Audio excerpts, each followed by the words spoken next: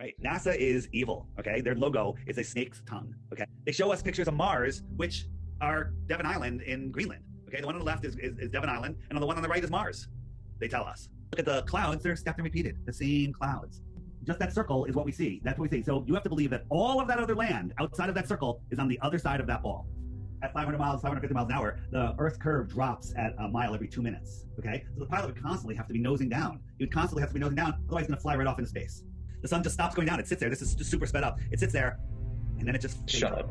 Yeah, it just fades away. Here it is again. It just fades away. Meanwhile, it went from up here to here in 5 minutes, and then it sat here in 10 minutes, for 10 minutes. And then it just got smaller and smaller, and it faded away. And that's because the sun that we see is traveling in a circle, and the air density becomes opaque over distance, over short distance. You know, when we look up at Mars, which is in the night sky at the time of this recording, we don't know if it's the size of a basketball or 100 miles or 1,000 miles or wide, or we don't know anything because we don't know the distance. All we see is a light brighter than any other star. It's supposed to be a dusty, dirty ball, millions and millions of miles farther from the sun than we are, and reflecting light back to us as brighter than a star. None of that makes any sense. No, that doesn't, and I'll agree with you on that. I've always wondered that. How do the planets shine brighter than the stars? So what's wrong with this picture? Is the curve of the Earth the right amount, the wrong amount? You know, what's in his helmet? I can't see it from here. What's in his helmet? The answer is, did you know that NASA's training facility is at the National Buoyancy Lab, where they have a replica of the space station in a gigantic pool that has green screens around it, right? Oh. Right? This picture was taken in a pool. This picture was taken in a pool. So why don't we see bubbles? They do. The bubbles in space happens all the time. Little bubbles, when they're moving around, will pop out, but sometimes they're filming sideways. Sometimes they're filming upside down, because you can do that in a pool, and the bubble will go sideways. These are the two official photos, but they don't use the word photo ever when they talk about Earth. They say pictures and images.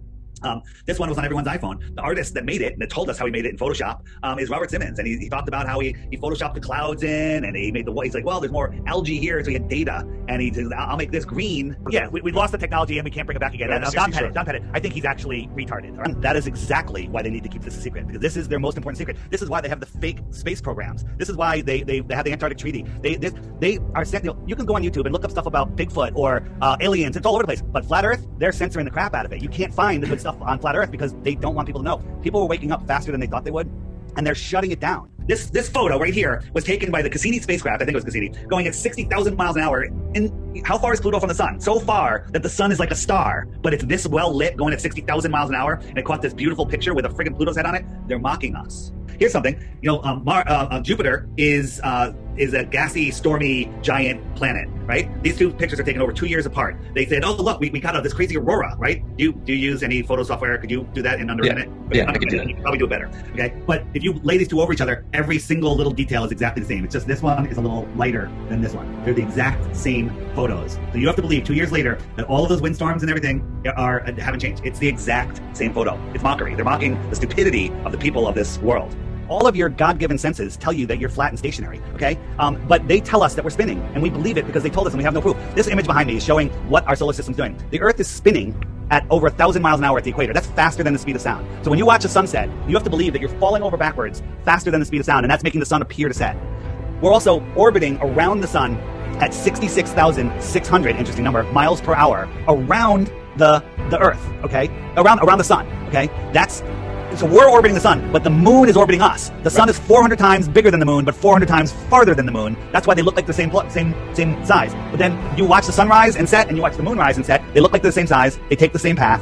But you have to believe what I just told you. Not only are we spinning at 1,000 miles per hour, orbiting at 66,000 miles per hour, we're chasing the sun at over 500,000 miles an hour, flying through space at over 500,000 miles an hour, and that entire system is moving sideways at 1.2 million miles per hour. Okay, but somehow, while all of that is going on, all of our senses tell us that nothing is moving. All of our senses tell us that we're still and stationary. And you can have perfectly glass lakes reflecting mountains where we're curving around a curve. By the way, if you're going 500 miles an hour in a straight line in a car, you can drink water, you're fine, you can light a candle. But as soon as you start taking a turn, and that's what the spinning and orbiting and all the motions are, they're circles, things are going to slosh all over the place. But we have calm, beautiful lakes, okay? Perfectly glass. All of your common sense tell us that you're flat and stationary, and only nonsense tells us otherwise.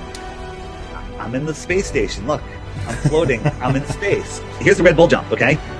So we looked at the land here. That's planet New Mexico. All of that land is New Mexico. Shy lands. And you think about this. They went up there for like 3.5 hours, and then he jumped. The Earth is spinning at 1,000 miles an hour to the east. It's spinning to the east. So if the Earth is spinning to the east, he goes up. He's going to land out in the ocean, right? Because it's spinning to the east. That means he's going west. He landed a couple hundred miles east of where he took off from, right? Check this out. Here's the flight route from Santiago, Chile, all the way up to Australia. It goes all the way north, across the United States, and then all the way down to to Australia. You see that big arch. When in fact, they could have just gone across Antarctica or stayed at their 55 degrees south latitude, gone around the short way, which is a third of that distance, and gotten there, but they can't because that's not the layout of the Earth. This is the layout of the Earth. And those same floating routes are a straight line. There's a straight line. Well, that would definitely make things easier. So above us, the Earth is supposed, the ball Earth is spinning at 1,000 miles per hour at the equator, okay? So if you go into the app, there's the top button will bring you to the current winds. And if I set it for 40,000 feet, these are the winds at 40,000 feet. These white and pink areas are winds that are 200 to 300 miles per hour. That's at 40,000 feet. But think about this. They're spinning on the ball eastward, okay? That means that they're outrunning the spin of the Earth, right? You have to believe that if the Earth is spinning, all of the air is being held on by gravity. The higher up air would have to spin faster just to keep up with the Earth, the ground, because it's making a bigger circle. But it's outrunning the spin of the Earth.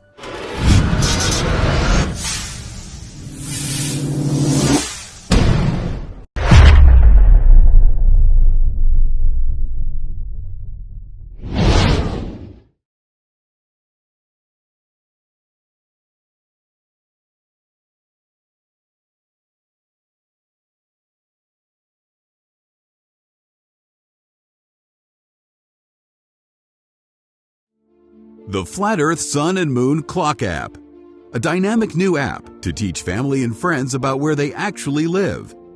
The sky is a perfect clock. The sun measures the hours and days. The moon measures the weeks and months.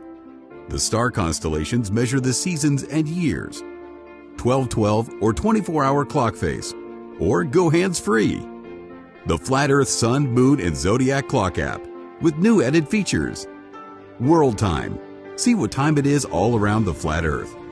A true Earth compass that shows true navigation across and around the flat Earth plane. Weather. Tap for detailed local weather information.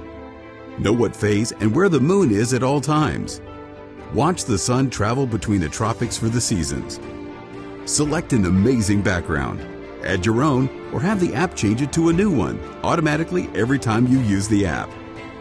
Add a countdown to your next big date. Learn the truth about our world with the featured video of the day. Web button for additional flat Earth related features, from the mythical curve calculator all the way to Tartaria. While talking to friends, easily pull up pictures that expose the globe lie and shine light on the flat Earth truth. Video playlists in different languages. See the real trade winds circling the flat Earth, and clean screen features. Simply click off the items you don't wish to see. The Flat Earth Sun, Moon, and Zodiac Clock app is the best tool to show your friends and strangers how our flat Earth actually works.